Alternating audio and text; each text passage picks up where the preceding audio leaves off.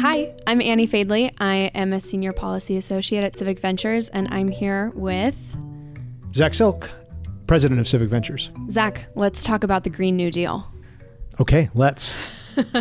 Before we get into it, I heard this from the Washington Post, and I think it does a really great job of explaining the bare points of the Green New Deal. It's called the Green New Deal, a platform pushed by some Democrats designed to tackle climate change while stimulating the economy. So, what exactly is it? The term Green New Deal, a throwback to President Franklin D. Roosevelt's New Deal reforms and infrastructure programs, has been around for years. One of the earliest mentions was in 2007, in a column by the New York Times' Thomas Friedman. By 2008, the concept continued to evolve when then Green Job czar Van Jones used the phrase to describe a plan to increase medium-skilled jobs in green sectors. The latest iteration, the one being championed most notably by Congresswoman Alexandria Ocasio-Cortez, is the one making waves. Because we don't have a choice. We do not have a choice. We have to get to 100% renewable energy in 10 years. There is no other option. Some of its aims include transitioning the country away from fossil fuels, decreasing the use of carbon in agriculture, transportation, and infrastructure, and aiming to make the economy carbon-free within 10 years. It also seeks to tackle income inequality through a federal jobs guarantee program that assures a, quote, living wage. What do you think? Well, part of the reason I want to talk about the Green New Deal is we spend a lot of time here at the pod, Pitchfork Economics, talking about political economy. You know, we talk about this idea of where politics meets economic policy. And honestly, the hottest topic right now of politics and economics is the Green New Deal. You know, it's interesting. It's not actually a very well-developed policy piece, which is one of the most interesting things about it. It has gotten arguably more attention than almost any other policy conversation, except for Medicare for All, or maybe the tax cuts, than any other piece of policy. But it actually is not a really fully developed policy piece. It's a set of principles. The principles are extremely exciting. It is about tackling this incredible challenge of climate change in the most transformative way possible, while accounting for disruption in the economy and justice as a forward and explicit part of the policymaking. I mean, at its core, if you had to understand it, for those who haven't really spent any time with it, it's the idea of transitioning the American economy away from carbon quickly and replacing that economy with new ways of creating energy and empowering our economy, literally the power that drives the economy, and simultaneously doing it in a way that creates massive numbers of new jobs, new industries, and accounts for the impacts that we've had with a dirty economy up to now. And so, you know, it has a bunch of principles. It's a little bit complicated. There's some folks who aren't in full agreement on it. In this way, it reminds me a little bit of Medicare for All. Everybody wants it, but they don't quite know what it is. And that's okay. I think the thing about this moment in our policymaking is that we need to be dreaming really big. We have major problems in the world. We have major problems in the United States. And the most important thing is we start having the kinds of ambition to tackle those problems. And we don't need to quibble around the details. That comes when we start to actually make policy. Right now, we're just setting goals and dreaming big. Yeah. And the guaranteed jobs that you're talking about, that's part of the Economic Bill of Rights component. That's right. Why is it important that we have those economic bills of rights in concert with all of these big climate change policies? Yeah, the thing I love most about the Green New Deal is it's finally giving progressives ambition to tackle what is easily one of the greatest threats to civilization, which is climate change. And we just have not had a plan on it. Barack Obama did a lot of amazing things to tackle carbon pollution. We've talked on and on about it. Al Gore, of course, had famously told the truth about it directly.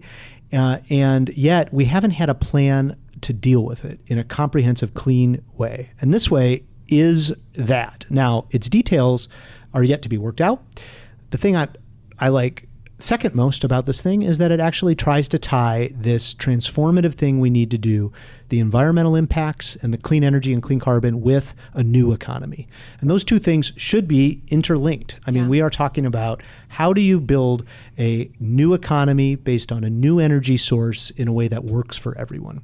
And that, to me, ought to be the way that we're approaching all of these issues. One of the things that is a tragedy for people on the left is they frequently take these issues and they divorce them from the economy. They divorce them from kitchen table economic policies in people's lives. They make them sound abstract and distant from them. The thing I love about the Green New Deal is it takes this complex, abstract thing, climate change, and it makes it real for you, which is to say, you deserve a good job making the new economy. And that's what we used to do in America. When we saw a big problem, we said, you're going to be part of solving it. When we decided we were going to get out of the Great Depression in the 1930s, we said, you, the average American, you're going to be part of solving this problem. We're going to build big things. We're going to work together, and we're going to get out of this economic doldrums, and we're going to create a new America. And that's the part of the Green New Deal that is so exciting. It taps in to that spirit of America, that we can do big things, and you, as an average American, can be part of it. And so, and to me, one of the most important parts of it actually is the jobs component, that we will find meaningful work in creating this new economy. Yeah, I agree. And I think it's so important that it's involved too, because you can't have the cooperation that's required on this scale if you don't have fairness and justice built into it directly to be growing alongside of it. Absolutely. So I wanted to ask you, Annie, one of the things that's really clear was we're watching this debate play out is there is a generational divide. Some of the old septuagenarians in the Democratic Party, obviously in the Republican Party, have really just cast aspersions on this, talked about it as dreamy and far-eyed, and yet it is being driven by a young, new cohort that is really putting this out there. I'm kind of curious, when you look at this as a young person engaged in policy and politics, how do you see it? Yeah, I mean, my first reaction to it is that it's a solution that's scaled to the size of the problem that we know exists. And I don't have any patience for incremental solutions. I think that we have set this out as this is the only way that we can solve these problems that we know exist and that are going to screw us over.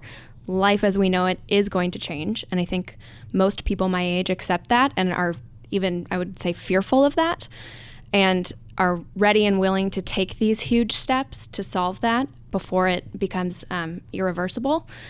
And as a millennial, I guess, I could speak for all of them. I think that most of us are for this, and that it's really people who are stuck in some grading systems of making progress that are going to try and shoot it down. Yeah. But the other thing I'll say, too, is that it's not just young people who are in support of this, right? I mean, we even have a presidential candidate from Washington, Governor Jay Inslee, who's running on a platform of climate change.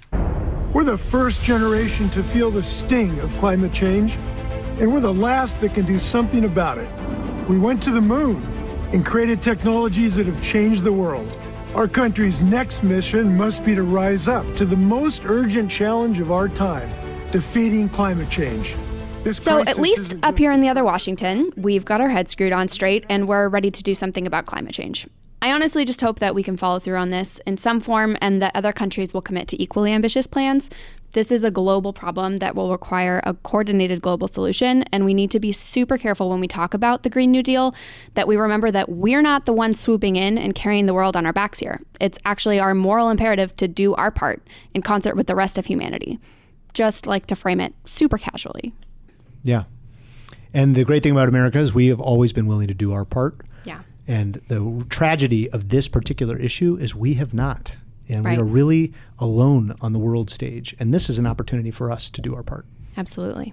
If you want to understand more about who's behind the Green New Deal and what the path forward is, there are a couple great resources that we can point you towards. You can check out the Sunrise Movement at www.sunrisemovement.org for information about the resolution and to see how you can get involved. And you can even add your organization to a list of groups in support of the deal if you want to. The Sunrise Movement is led by young people, and I think that's really cool. And if you're wondering how the Green New Deal fits into a progressive democratic platform, www.justicedemocrats.com is the place for that. Pitchfork Economics is produced by Civic Ventures. The magic happens in Seattle in partnership with Large Media, that's LARJ Media, and the Young Turks Network. Find us on Twitter and Facebook at Civic Action and follow our writing on Medium at Civic Skunkworks. And you should also follow Nick Hanauer on Twitter at Nick Hanauer.